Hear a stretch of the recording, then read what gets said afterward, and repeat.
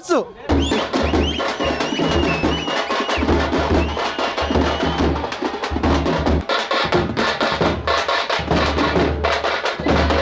ಚೆನ್ನಾಗಿದೆ ಸರ್. ಮತ್ತೆ ಪುನೀತ್ ರಾಜ್ಕುಮಾರ್ ಬರಬೇಕು ಸರ್. ರಿಲೀಸ್ ಟ್ರೆಂಡ್ ಎಲ್ಲರೂ ಅವರು ಇವರು ಅಂತಾರೆ.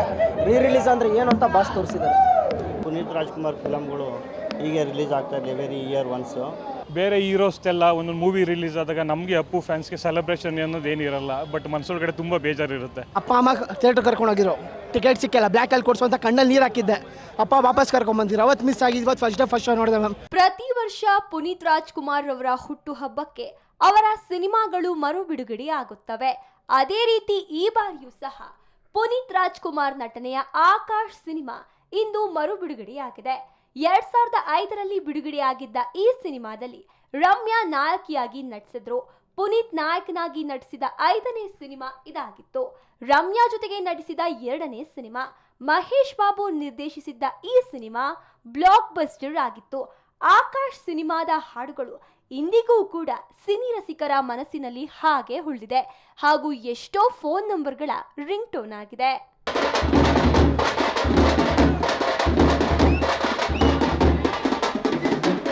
ಪುನೀತ್ ಅಭಿನಯದ ಈ ಚಿತ್ರ ರಾಜ್ಯದ 100 ಥಿಯೇಟರ್ ಅಲ್ಲಿ ಮತ್ತೊಮ್ಮೆ ರಿಲೀಸ್ ಆಗಿದೆ. ಪ್ರಮುಖವಾಗಿ ಬೆಂಗಳೂರಿನಲ್ಲಿ ನರ್ತಕಿ ಹಾಗೂ ವೀರೇಶ್ ಥಿಯೇಟರ್ನಲ್ಲಿ ತೆರೆ ಕಂಡು ಅತ್ಯುತ್ತಮ ಪ್ರದರ್ಶನವನ್ನ ಕಾಣುತ್ತಿದೆ. ಬೆಳಗ್ಗೆಯಿಂದಲೇ ಅಪ್ಪು ಅಭಿಮಾನಿಗಳು ಅಪಾರ ಸಂಖ್ಯೆಯಲ್ಲಿ ಆಗಮಿಸಿ ಅಪ್ಪು ಅವರನ್ನ ತೆರೆ ಮೇಲೆ ಕಂಡು ಕುಣಿದು ಕುಪ್ಪಳಿಸಿದ್ರು. ಪ್ರತಿ ಸೀನಿಗೂ ಸಹ ಚಪ್ಪಾಳೆ ಹಾಗೂ ಶಿಳ್ಳೆಗಳ ಸುರಿಮಳೆಯನ್ನೇ ಸುರಿಸಿದ್ರು. ಆಕಾಶ್ ಸಿನಿಮಾದ ಹಾಡುಗಳು ಸ್ಕ್ರೀನ್ ಮೇಲೆ ಬರುತ್ತಿದ್ದಂತೆ ಅಪ್ಪು ಅಭಿಮಾನಿಗಳು ಥಿಯೇಟರ್ ಒಳಗೆ ಭರ್ಜರಿ ಸ್ಟೆಪ್ಸ್ ಹಾಕಿ ಎಂಜಾಯ್ ಮಾಡಿದ್ರು. ಕೆಲ ಅಭಿಮಾನಿಗಳು ಆಕಾಶ್ ಹೆಸರಿನ ಟೀ ಶರ್ಟ್ ಧರಿಸಿ ತಮ್ಮ ಅಭಿಮಾನವನ್ನ ವ್ಯಕ್ತಪಡಿಸಿದ್ರು.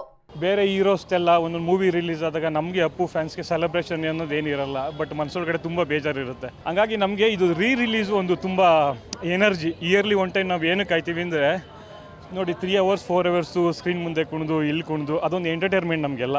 ಅದು ಒಂದು ದಿವಸಕ್ಕೋಸ್ಕರ ನಾವು ಕಾಯ್ತೀವಿ. ಬಟ್ ಇನ್ನೊಂದೇನೆಂದರೆ ರಿಲೀಸ್ ಅನ್ನೋದೊಂದು ಪ್ರೊಸೆಸ್ ಮಾಡಿದ್ರಲ್ಲ, ನಮಗೆಲ್ಲ ಭಾಳ ಖುಷಿ ಆಯಿತು. ಈ ಹಿಂದೆ ಆಕಾಶ್ ಸಿನಿಮಾ 2005 ಏಪ್ರಿಲ್ 29ರಂದು ರಿಲೀಸ್ ಆಗಿತ್ತು. ಆಗಲೂ ಈ ಸಿನಿಮಾ ದೊಡ್ಡ ಮಟ್ಟದಲ್ಲಿಯೇ ರಿಲೀಸ್ ಆಗಿತ್ತು. ಅತಿ ಹೆಚ್ಚು ದಿನ ಕೂಡ ಯಶಸ್ವಿ ಪ್ರದರ್ಶನವನ್ನ ಕಂಡಿತ್ತು. ಇದೀಗ ಮತ್ತೊಮ್ಮೆ 21 ವರ್ಷದ ಬಳಿಕ ಆಕಾಶ್ ಸಿನಿಮಾವನ್ನ ಅಪ್ಪು ಅಭಿಮಾನಿಗಳು ಬಿಗಿದು ಅಪ್ಪಿಕೊಳ್ತಿದ್ದಾರೆ. ಮಾರ್ನಿಂಗ್ ಶೋ ಇಂದ ಮಧ್ಯಾಹ್ನದ ಶೋ ಎಲ್ಲವೂ ಕೂಡ ಹೌಸ್ಫುಲ್ ಪ್ರದರ್ಶನಗಳನ್ನ ಕಾಣುತ್ತಿದೆ. ಸಿನಿಮಾ ನೋಡಲು ಅಪ್ಪು ಅಭಿಮಾನಿಗಳ ಜೊತೆಗೆ ಕೆಲ ಸಿನಿಮಾ ನಟರು ಸಹ ಆಗಮಿಸಿ ಆಕಾಶ್ ಸಿನಿಮಾ ನೋಡಿ ಆನಂದಿಸಿದ್ರು. ಇವತ್ತು ರಿಲೀಸ್ ಆದಾಗ ಅವ್ರಿಗೆ ಯಾವುದೇ ಪ್ರಮೋಷನ್ ಇಲ್ದಿರ ಇಷ್ಟು ಜನ ಕೇಳಿಸ್ತಾ ಇದೆ ಅನ್ಸುತ್ತೆ. ಸೊ ವಿಜುವಲ್ಸು ಅಪ್ಪು ಅಪ್ಪು ಅಂತ ಹೇಳುವಂಥದ್ದು. ಸೊ ಅದೇ ಅಲ್ವಾ ಒಬ್ಬ ಮನುಷ್ಯ ಸಂಪಾದನೆ ಮಾಡಬೇಕಾದ್ರೆ ಅವ್ರು ಸಂಪಾದನೆ ಮಾಡಿದ್ದಾರೆ. ಆ್ಯಂಡ್ ಸಿನಿಮಾ ಆಲ್ರೆಡಿ ಹಿಟ್ ಆಗಿರೋ ಸಿನಿಮಾ. ಸೊ ತುಂಬ ಖುಷಿ ಆಯಿತು ನೋಡಿ. ಅಲ್ಲೆಲ್ಲ ಡ್ಯಾನ್ಸ್ ಮಾಡ್ತಿರೋದು ನೋಡಿದ್ರೆ ಲೈಕ್ ಒಂದು ಸಿನಿಮಾ ಮತ್ತೆ ರಿಲೀಸ್ ಆದ್ಮೇಲೆ ಈ ರೀತಿ ಕ್ರೇಜ್ ಇದೆ ಅಂತ ಅಂದರೆ ಹೇಗೆ ಅನಿಸುತ್ತೆ? ಅದೇ ಅಲ್ವಾ. ಸೊ ಅದು ನನಗನ್ಸೋ ಪ್ರಕಾರ ಸರ್ರು ಇದ್ರಲ್ಲ ಅದಕ್ಕೆ ಕೊನೆ ಆಗೋಯ್ತು ಅನ್ಸುತ್ತೆ. ಇವಾಗ ಬರ್ತಿರೋ ಸಿನಿಮಾಗಳಿಗೆ ಆ ಕ್ರೇಜ್ ಇಲ್ಲ, ಜನಕ್ಕೆ ಥಿಯೇಟರ್ಗೆ ಹೋಗೋ ಒಂದು ಆಸಕ್ತಿ ಇಲ್ಲ. ಎಲ್ಲರೂ ಓ ಟಿ ಟಿ ಅಂತಾರೆ. ಸೊ ಅಪ್ಪು ಸರ್ ಇರಬೇಕಿತ್ತು. ಅವ್ರು ಹೋದ್ರು ನಮ್ಮ ಸಿನಿಮಾ ಇಂಡಸ್ಟ್ರಿಯಲ್ಲೂ ಒಂದು ಕಡೆ ಹಾಗೆ ಬಿದೋಯ್ತೇನೋ ಅನ್ನೋ ಒಂದು ಭಾವನೆ ಇದೆ. ಯಾವುದೇ ಸಿನಿಮಾ ರಿಲೀಸ್ ಆದ್ರೂ ನಾವೆಲ್ಲ ಸಿನಿಮಾನು ಇಷ್ಟಪಟ್ಟೆ ನೋಡ್ತೀವಿ. ಯಾಕಂದರೆ ನಾನು ಆಗಲೇ ಅಲ್ಲಿ ಅಂತ ಇದ್ದೆ ನನ್ನ ಮೇಲ್ಗಡೆ ಅದೇ ಥರ ಏನಂದರೆ ಅಪ್ಪೋಣ ಇವಾಗ ನಮ್ಮ ಥಿಯೇಟ್ರಲ್ಲಿ ಕಾಣಿಸಿದ್ರೆ ಸಾಕು ಪ್ರತಿಯೊಬ್ಬರಿಗೂ ಎಷ್ಟು ಖುಷಿ ಇರುತ್ತೋ ಅಷ್ಟೇ ಕಣ್ಣಿಂದ ಅಳು ಬರ್ತಾ ಇರುತ್ತೆ. ಯಾಕಂದರೆ ಯಾರು ನಂಬಕ್ಕೆ ಆಗಲ್ಲ. ಇವಾಗಲೂ ಅಷ್ಟೇ ಸಿನಿಮಾ ನೋಡ್ತಿರೋ ಅಷ್ಟೊತ್ತು ಅಪ್ಪೋಣ ಇಷ್ಟು ವರ್ಷ ಆಯಿತು ಹೋಗಿ ಅಂತ ನಂಬಕ್ಕೆ ಆಗ್ತಿಲ್ಲ. ಮೊನ್ನೆ ಸಿಕ್ಕಿರೋ ಥರ ಮೊನ್ನೆ ಅವ್ರ ಜೊತೆಲಿ ಇರೋ ಥರ ಆ ಥರ ಫೀಲ್ ಆಗ್ತಿದೆ ಪ್ರತಿಯೊಬ್ಬರಿಗೂ.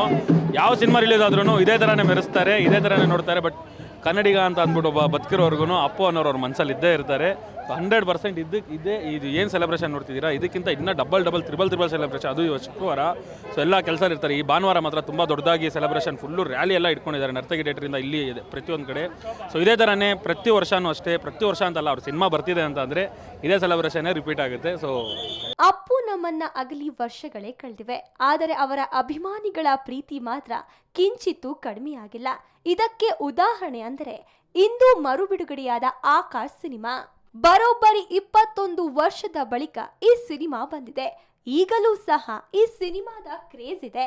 ಫ್ಯಾನ್ಸ್ ಇದನ್ನ ಅಷ್ಟೇ ಖುಷಿಯಿಂದಲೇ ವೆಲ್ಕಮ್ ಮಾಡಿದ್ದಾರೆ. ಈ ಚಿತ್ರಕ್ಕೆ ರೀ ರಿಲೀಸ್ ಮೊದಲ ದಿನವೇ ಒಳ್ಳೆ ಓಪನಿಂಗ್ ಸಿಕ್ಕಿದೆ ಅಂತಲೇ ಹೇಳಬಹುದು.